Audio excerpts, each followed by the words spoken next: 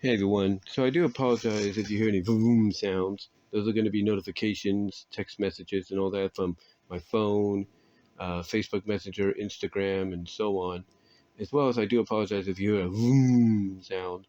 That's going to be my bank notifying me that my card didn't go through with an automatic payment and all that. So again, I do apologize for that if you hear that during this audio video. But with that said, let's get on to the topic, shall we?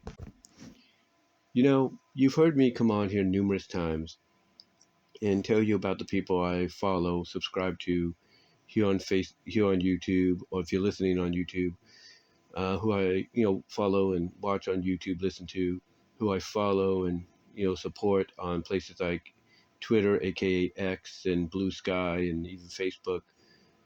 And one of those people is JD from NY206 of Off the Script. And he, in case you guys don't know who he is, he's a wrestling YouTuber who does who does a series called, he does two series actually, called Off the Script, which is like a daily bi-daily show that he does. We do a live stream review of Monday Night Raw, AEW Dynamite, Friday Night SmackDown. On occasions, maybe if he feels like it, NXT, TNA, a pay-per-view, a PLE, you name it.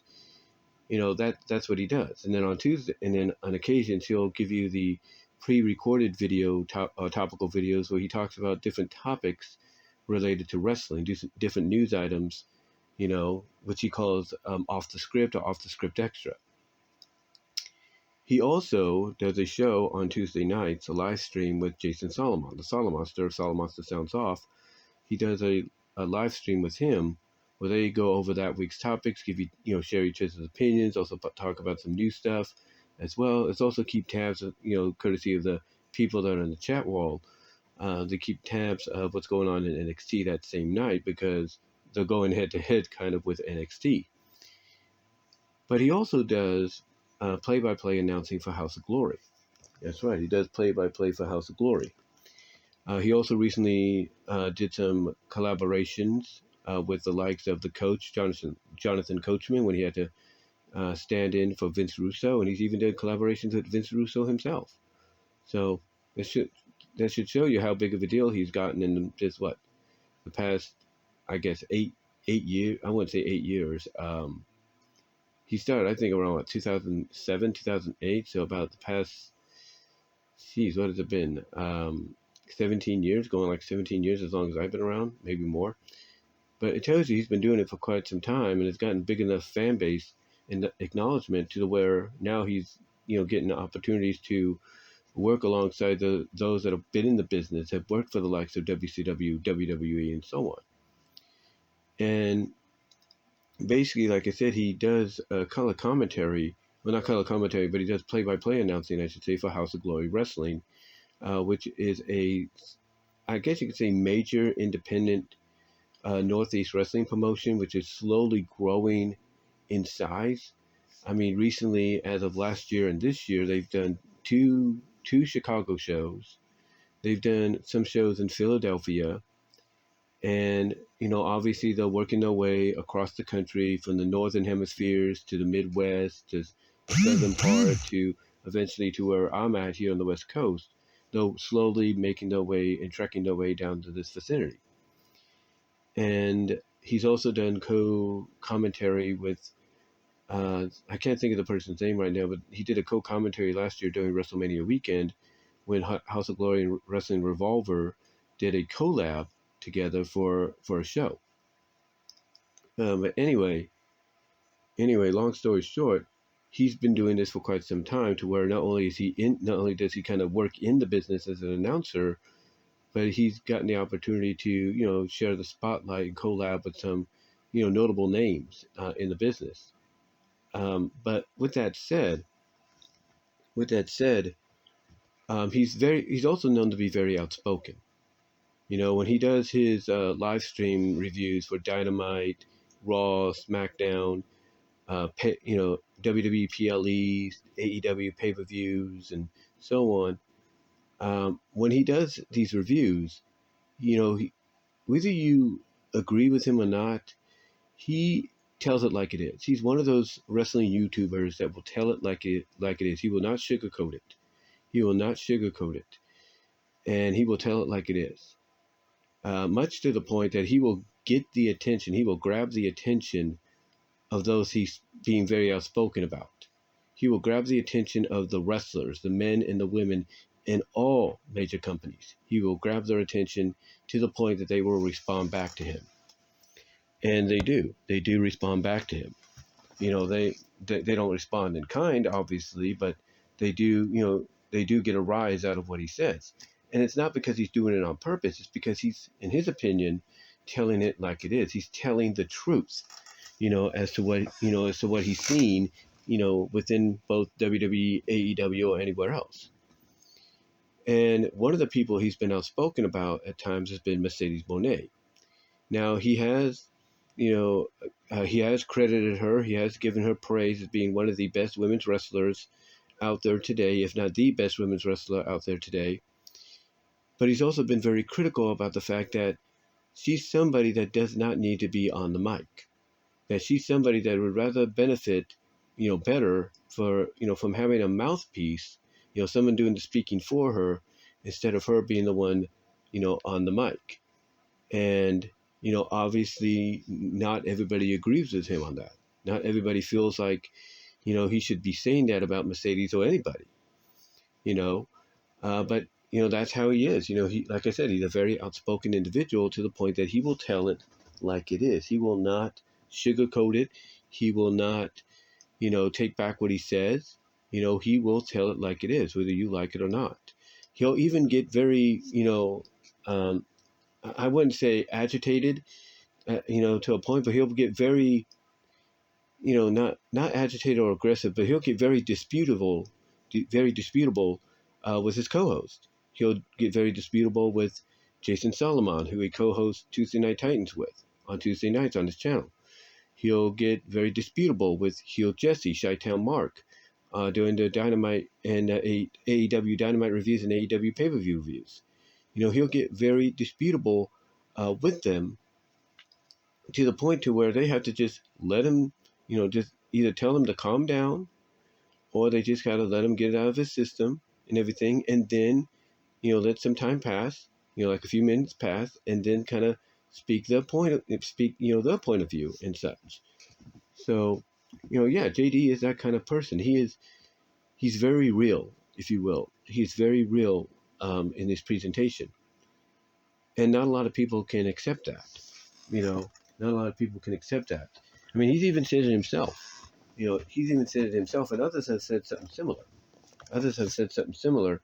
And that is the fact that, if he was hard on WWE during the Vince McMahon era, when Vince McMahon was in charge, if he's going to be hard on them about about a lot of the stuff they did then, and even still be hard on them now with some of the stuff they're doing now that, doesn't make sense or doesn't feel like it's connecting and this is what they need to do, he's gonna call it like it is. He's gonna say it like it is. When AEW came around and they were kind of like the new norm, the new kid on the block and everything, was he all praise and all that for them? Yeah, it did seem like that, but there were also times that even during their, I guess you could say, honeymoon phase, he would call out certain things as well there. Like most of the time, yeah, he'd praise him for being a great alternative, but he'd also call them out for a lot of the BS that he feels that they could, improve on and make better. Basically, not make better BS, if you will, but basically improve on and make better in the long term to make better television, compelling stories and such.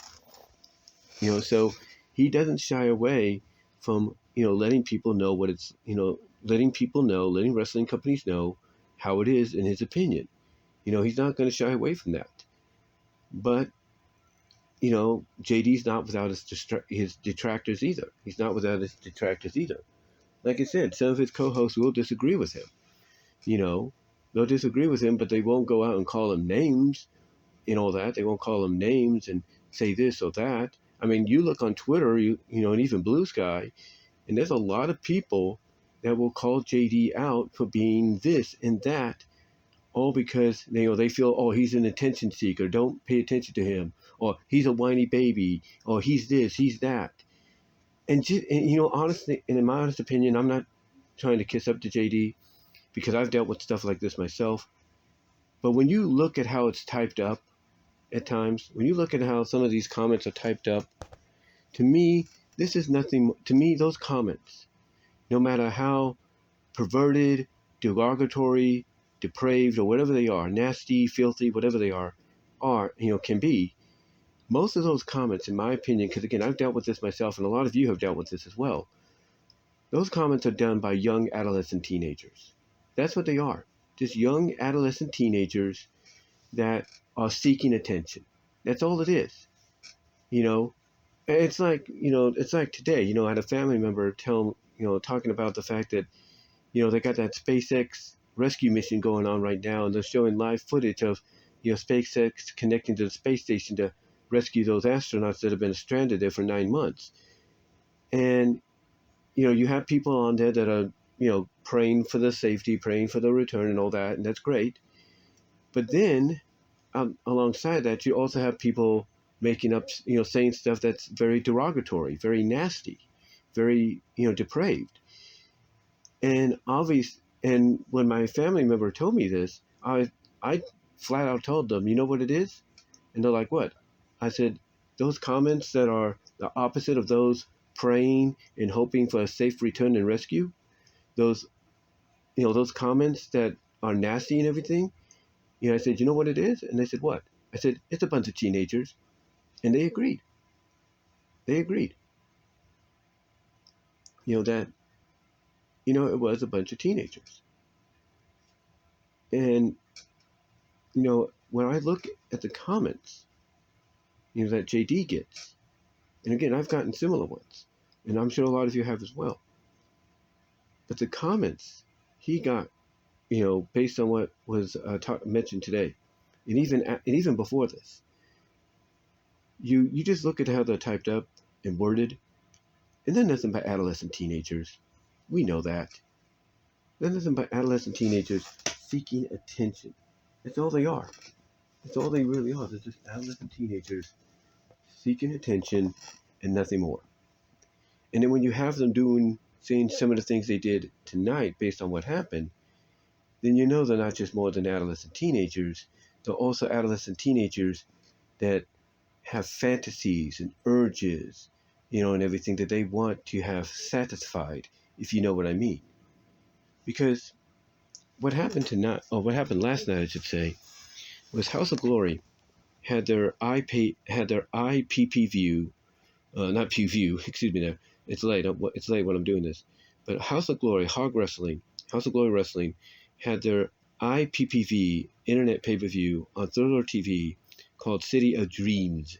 And they spell Dreams as DREAMZ. City of Dreams. So they had that event. And the big highlight of the event, part of what was going to be obviously a double main event, the highlight of the event was the House of Glory debut of Mercedes Moné, aka Sasha Banks. And JD has been very outspoken about Mercedes. Outspoken about her, being a great wrestler, complimenting her on that, being one of the best, if not the best women's wrestler out there today. But he's also been very critical about her, in her promo work, and how she'd be better off with a mouthpiece and everything. As I think I mentioned earlier, or as it was in a second, this is my third take trying to do this, but how she would need a mouthpiece, that she's not good on the mic. And then recently he comes out and, is very outspoken about the fact that the likes of herself, Adam Copeland, if you will, and Moxley obviously, tricked and conned Tony Khan into letting them have creative control and final say in their matches. And who they go over or who goes over them. Basically making them untouchable. Pulling the Hogan trick, or pulling out the Hogan, page, if you will. Sorry about that, guys. But anyway, like I said, people are, not people, but basically JD, I should say, comes out and, as recently, and basically says that, because he calls it, like I said, he calls it like it is. he came out and basically pointed the finger, if you will, and most people would say justifiably so, pointed the finger at the fact that Tony Khan allowed himself to be taken for granted because Mercedes, Copeland, Adam Copeland, and John Moxley have, I guess you could say, conned him, manipulated him into letting them put a clause, a Hogan clause, in the contract to where they will choose and dictate, if you will, choose and dictate uh, when and where they lose and who they lose to, if at all. And he's been very vocal about that because Mercedes has been champion, TBS champion, for almost a year now, and she's been undefeated in singles competition. And basically, the same applies for wherever she goes, whether it's Japan, Stardom, or well, actually, New Japan. She did suffer a loss there, but it was basically due to a freak injury accident that kept her out for a while, thanks to miscommunication between her and Willow Nightingale, which Willow, felt very terrible about. I mean, one thing about Willow Nightingale is she's one of those genuine women wrestlers that is real. What you see on TV is basically what you get in real life. So I can tell, from what I can tell, I should say, from what I can tell. But anyway, she only has had like one or two losses, maybe here and there, a few losses here and there, barely any, like one or two losses, before she, went to AEW and even afterwards. So she's rarely had her shoulders pinned to the mat. Again, not just in AEW, but wherever she's gone. She's gone to New Japan after her injury to get the New Japan Strong Women's title.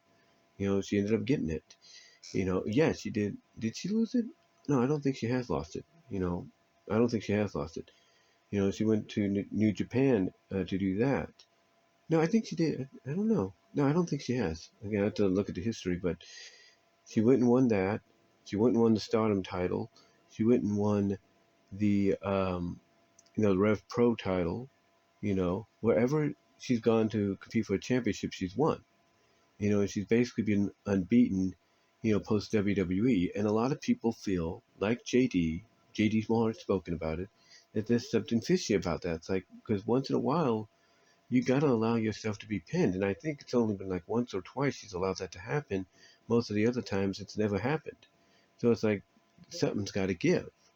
Something's got to give here. It's like, what's going on?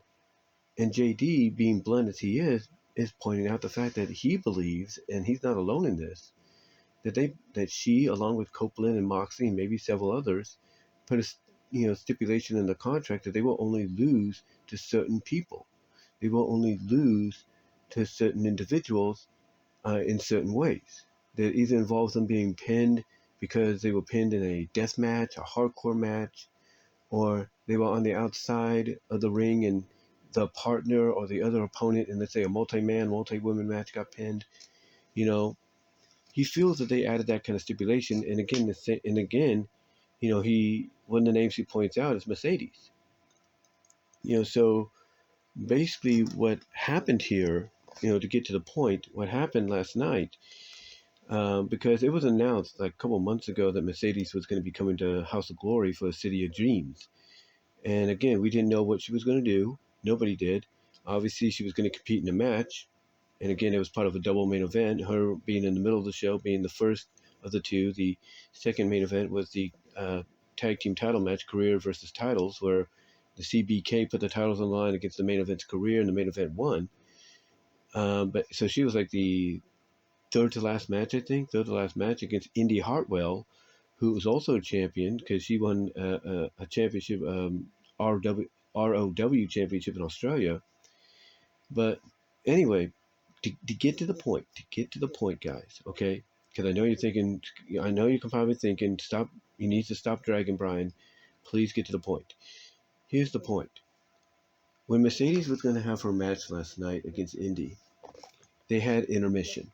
Now, I've been to several events, WWE, I should say, WWE, WCW, and even the NWA Central States affiliate that was housed and headquartered in Lawrence, Kansas.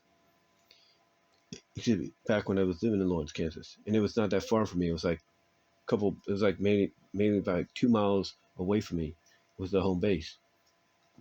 And anyway, I was, I would go to these events, and if it was a house event, mostly this was for live events, house events. They didn't do it for Raw or SmackDown because I've been to those live and pay-per-views. They never did it for them live. They only did it for the house events, the live events. So I've been to several of those, and they would have intermissions. And the same, like I said, the same applies for the local shows for like Central States Wrestling. But anyway, I would go to these events, and normally the duration of the intermission would be between 10 to 15 minutes, 15 minutes at most, or 10 minutes at the most for some of the independent shows. And what happened is that the intermission went a bit longer than planned at City of Dreamz last night. And apparently, according to those that were there, at least one person, the reason it took long is because Mercedes was trying to get JD removed from commentary. And she succeeded. She obviously succeeded because everybody noticed watching on Thriller TV, who was also watching the intermission, because they do broadcast that too. They noticed that basically when intermission was over, and they were probably wondering, watching on Thriller TV, like, okay, what's taking this IPPV so long to get back from intermission? Basically, what happened is, during that intermission, like I said, JD got removed, and it was notable to a lot of people watching because I'm guessing only Solid Monster and the female, I can't think of the female commentator's name, were the only ones commentating on the Mercedes Indy match. And that was it. There was no JD. JD obviously came back for the last two matches, but he wasn't there for the Mercedes match. And those that were there at the NYC Arena, again, one of them, I think that was there, commented that it was Mercedes. The reason the intermission took so long is because Mercedes was having JD removed. And, a lot of people read this, and at first they thought, oh, you're just making crap up. Mercedes would never do that. And let me be clear about this too. Let me be clear about this too, guys, okay? And let me get some Coca-Cola while I'm at it.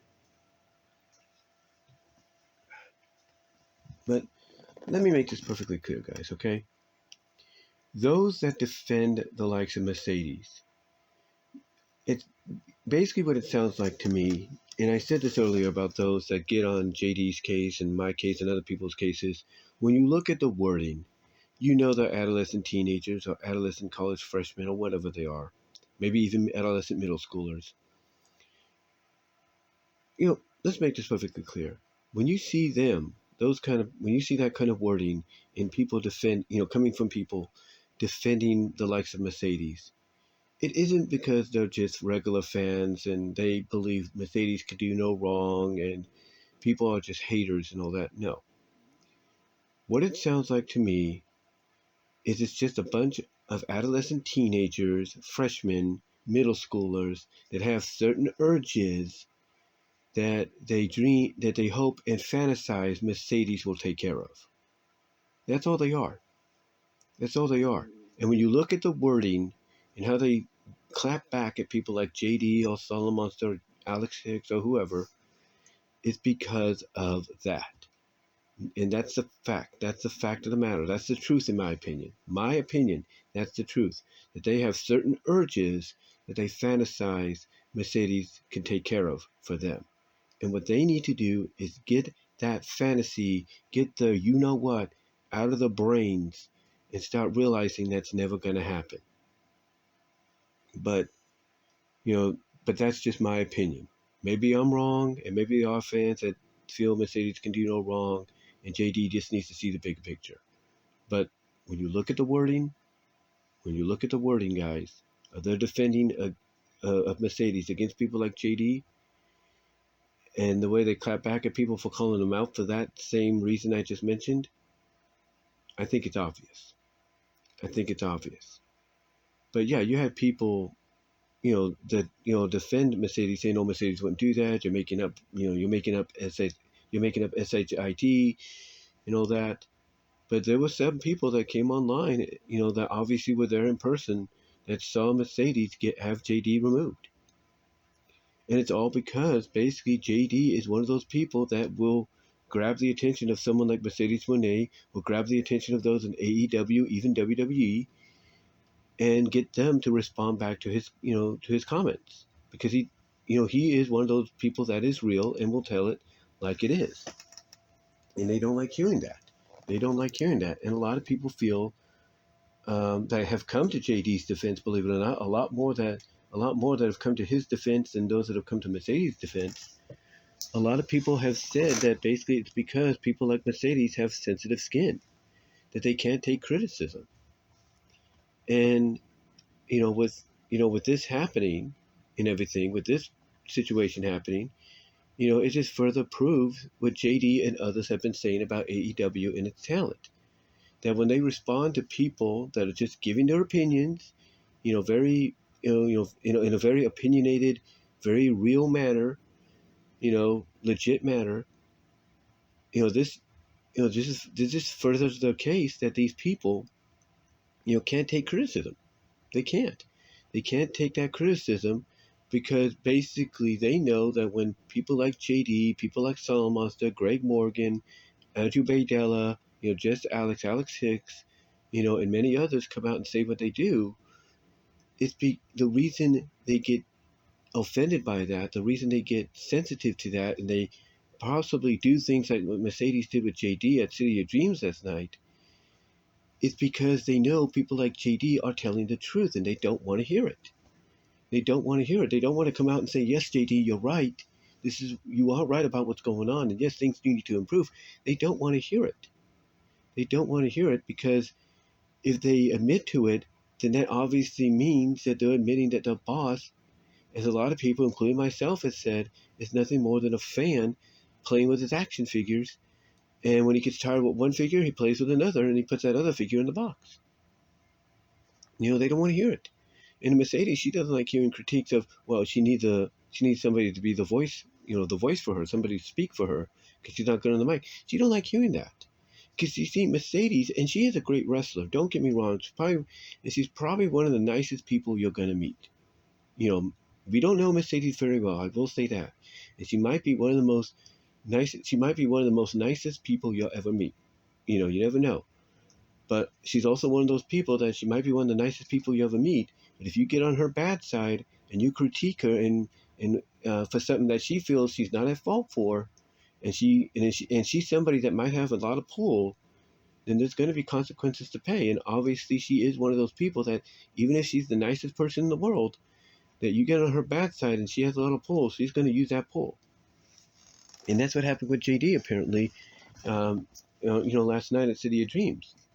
But what Mercedes needs to realize is that if you are the CEO, not just in character but in real life, if you are everything you are, not just in character but in real life, you need to take responsibility for that criticism.